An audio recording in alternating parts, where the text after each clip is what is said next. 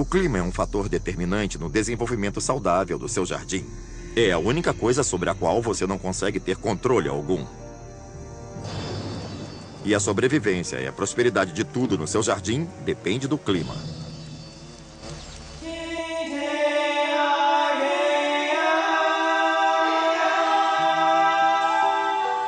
O mundo secreto dos jardins. Clima e tempo. Distribuição Sinapse.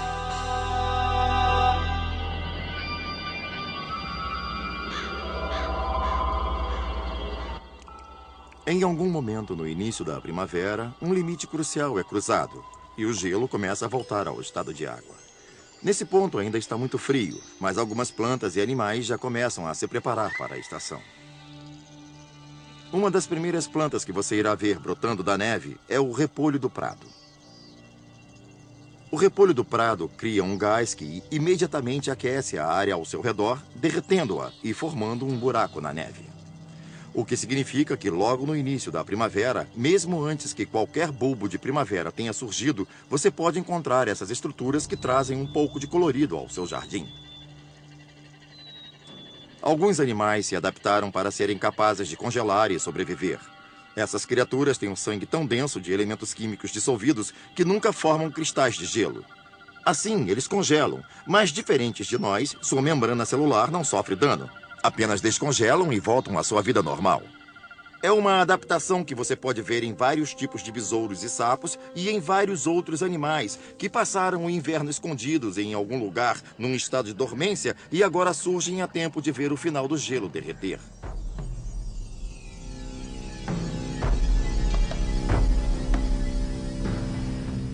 Algumas pessoas têm a impressão de que a natureza trabalha obedecendo uma espécie de relógio. Para mim, não parece uma visão muito precisa da natureza, pois seu relógio é relativo. Uma coisa está ligada à outra. Não dá para prever um calendário. Como, por exemplo, muitos insetos contam com o aparecimento das primeiras flores como fonte de néctar. Mas essas plantas têm que esperar pelo clima correto. Elas não irão aparecer até terem passado alguns dias de calor. E só então será a vez dos insetos emergirem. Na primavera, tudo é adaptação. Se você florescer muito cedo, corre o risco de ser atingido por um frio atrasado. Se você esperar demais para fazer seu ninho, corre o risco de todos os melhores lugares terem sido ocupados.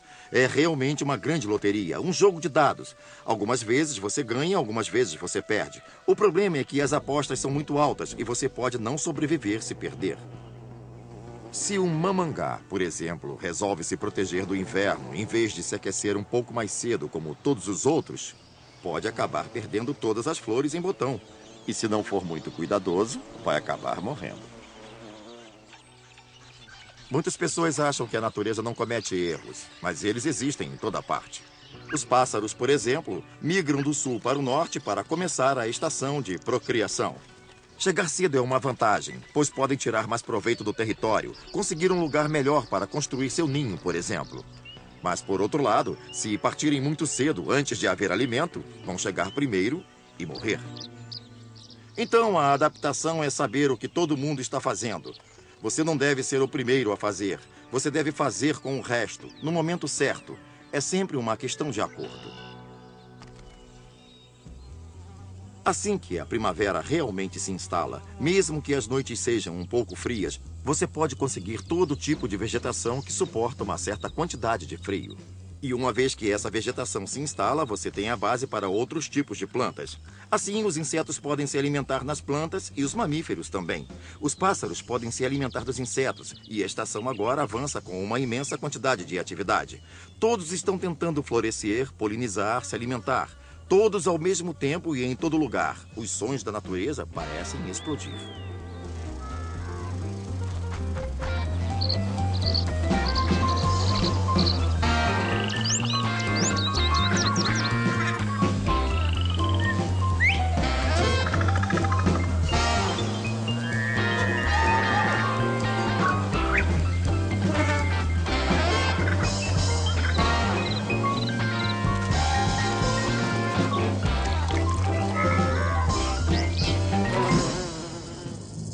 Na primavera, a água da neve derretida vai evaporar para a atmosfera. Mas como a temperatura ainda está baixa, a água tende a retornar como líquido. Isso é bom para as plantas no seu jardim, pois toda a umidade irá retornar à terra na forma de chuvas.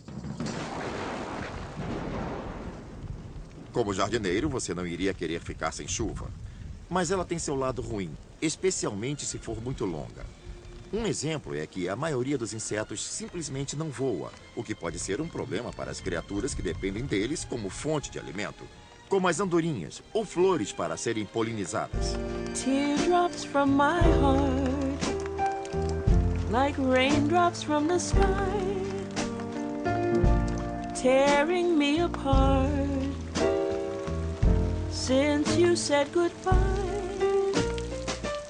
dark clouds hide the sun. The crying has begun, like teardrops falling from my heart. Thunder in my head, rolling like a drum. Should have stayed in bed. Everything is numb. The blues are falling down, splashing all around, like teardrops falling from my heart, like teardrops falling from my heart.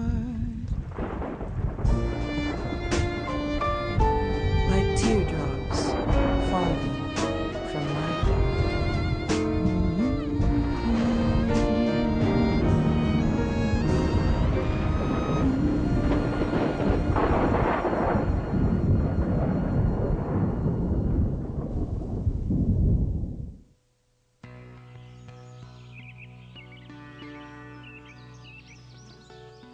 Como o sol está bem mais alto no céu, mais energia é absorvida pelo solo. E, gradualmente, a friagem residual da primavera vai desaparecendo. Tudo no jardim, planta ou animal, tem que aprender a lidar com o calor tórrido e inflexível do verão. O calor do verão pode ser um grande desafio. A maioria dos organismos tenta manter e não deixar sua temperatura interna subir muito, e uma maneira de fazer isso é evaporando água de sua superfície. Essa é uma estratégia bem eficiente para regular a temperatura. Mas se é essa estratégia que você vai usar, é melhor ter certeza de que vai ter muita água disponível quando for precisar. A molécula da água é estranha. Uma das suas propriedades é que quando absorve certa quantidade de calor, se transforma em gás. Por isso, os mamíferos usam esse esfriamento pela evaporação para manterem a temperatura do corpo baixa. É por isso que muitos cachorros conseguem sair no sol do meio-dia e sobreviver. Então, o que um cachorro faz é salivar e arquejar, movendo o ar ao redor da água em sua língua, resfriando todo o corpo. As abelhas são insetos que também se especializaram em regular suas temperaturas usando a evaporação da água. Elas coletam água e levam de volta às suas colmeias, e então ficam paradas ali, batendo suas asas como ventiladores para mover o ar através da água, mantendo toda a colônia fresca o suficiente para poder trabalhar. A maioria dos insetos, por outro lado, apenas deixa suas temperaturas aumentarem ou diminuírem com o clima. Todo mundo precisa de água para sobreviver, mas por eles não a usarem para se resfriar, não a usam em grandes quantidades. Muitos podem confortavelmente passar dias sem água. Os insetos cujos corpos são cobertos por uma camada espessa de cutícula, como o gafanhoto, precisam de menos ainda. É por isso que, mesmo nos dias mais quentes de verão, você vê gafanhotos cheios de atividade.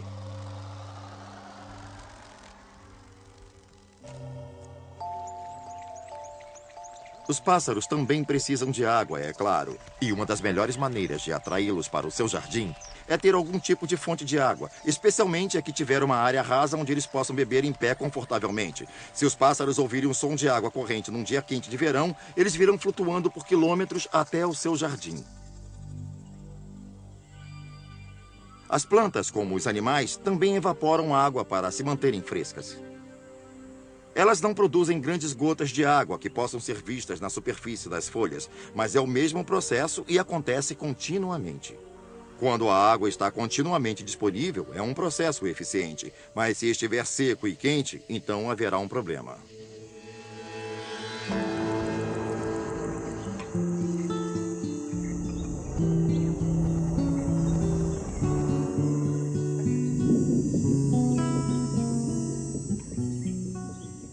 Num dia quente e seco, as plantas perderão muita umidade, especialmente as com folhas grandes e largas, com uma grande área de superfície.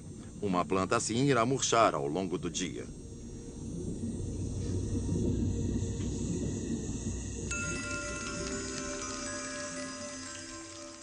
Uma boa notícia é que essa não é uma condição permanente. Logo que a água tocar o solo, ou quando a temperatura diminuir à noite, elas logo se esticarão de volta à vida.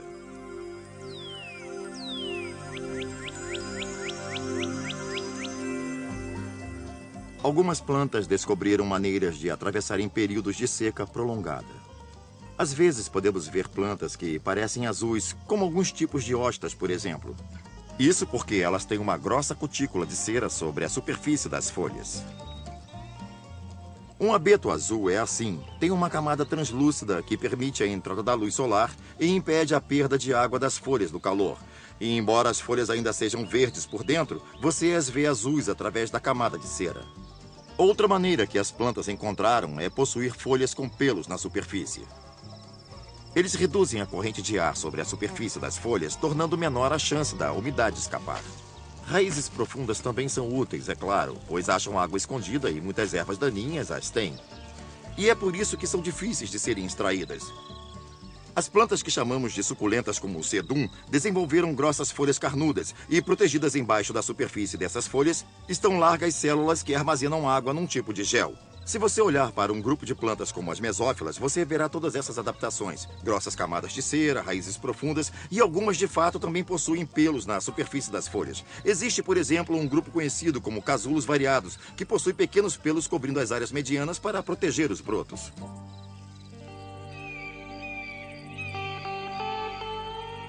As plantas mais adaptadas à seca são os cactos. Em vez de tentarem fazer fotossíntese com suas folhas, fazem fotossíntese com seus caules. Assim, geralmente têm caules em forma de barril ou de tubo, e suas folhas se resumem a espinhos.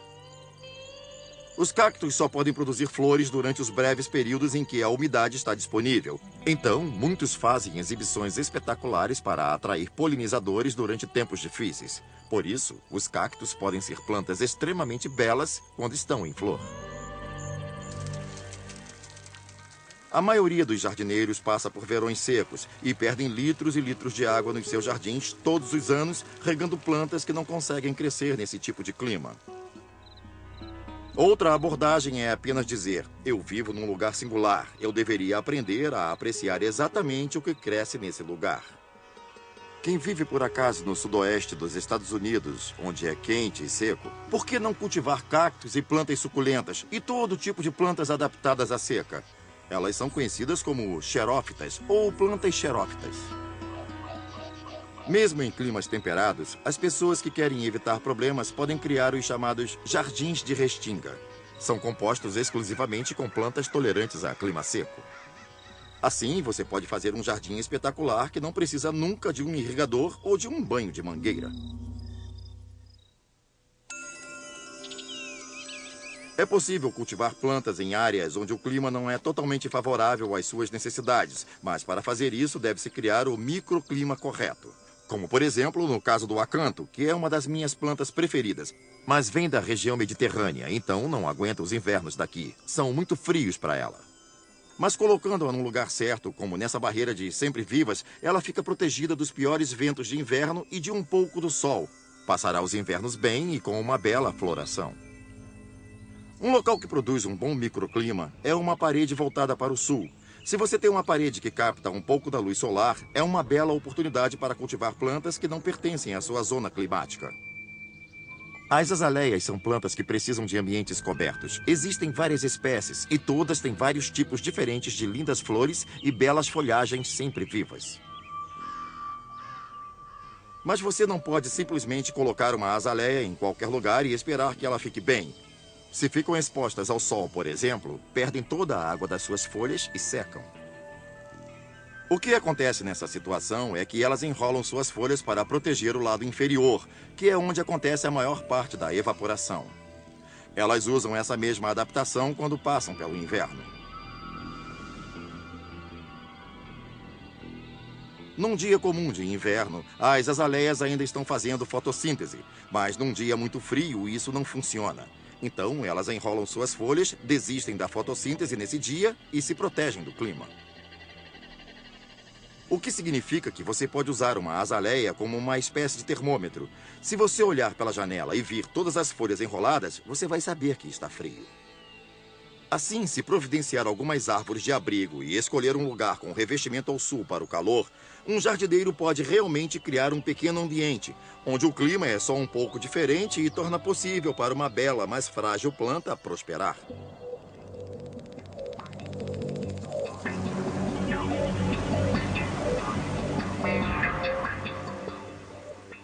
Um dos inimigos dos quais uma planta deve ser protegida é o vento. O vento é amplamente responsável por muita desidratação, e isso pode causar um grande número de problemas. Algumas plantas são bem adaptadas ao vento. Tufos de grama, por exemplo, têm folhas muito finas, que parecem velejar quando o vento passa através delas. Outras entraram em acordo com o vento, permanecendo rentes ao chão, como muitas plantas alpinas que ficam no máximo a 2 ou 5 centímetros acima do solo, onde ficam realmente protegidas do vento. Outras plantas que crescem tipicamente em regiões de floresta não estão adaptadas ao vento, como por exemplo a avenca, com suas folhas espalhadas e quase nenhum mecanismo de proteção na superfície para reduzir a desidratação. O vento apenas leva embora a umidade com ele, do mesmo modo que seca a roupa lavada num varal. E não são todas as plantas que podem suportar esse tipo de tratamento.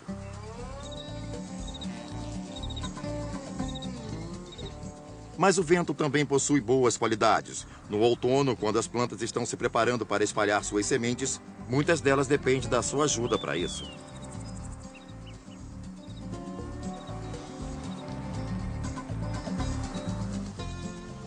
Muitas sementes são complexamente adaptadas para conseguirem tirar vantagem do vento, pois, de fato, a única maneira de uma planta viajar é pegando uma carona com alguém. As sementes do bordo são um bom exemplo. Olhando, parece que vão virar e cair do ar como uma faca. Mas, em vez disso, elas usam a resistência do ar para fazer esse movimento giratório e viajar para muito longe de seus pais plantados na terra.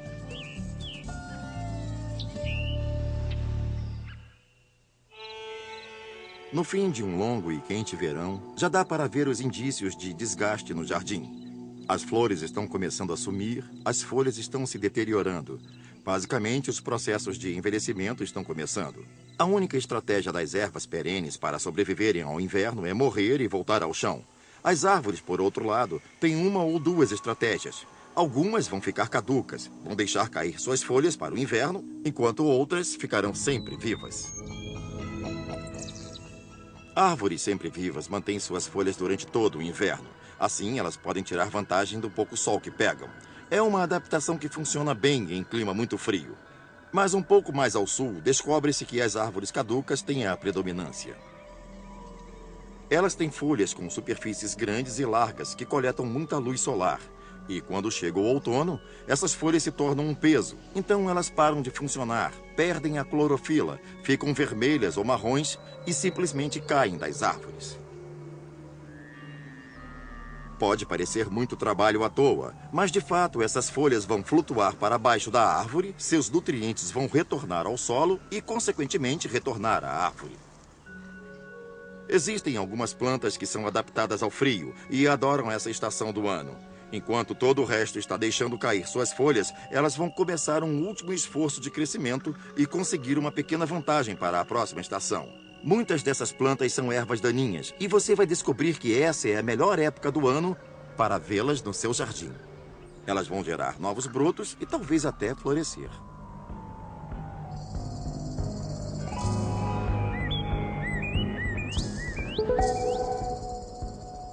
Uma das características que realmente definem um lugar em particular é a estação do inverno.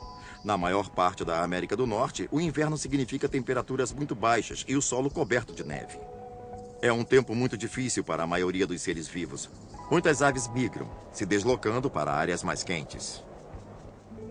Outras aves, por outro lado, são menos exigentes com aquilo que comem e absorvem. Elas vão trocar de dieta para gordura animal ou sementes que foram estocadas, ou as sementes que estão nos comedouros, esse tipo de coisa.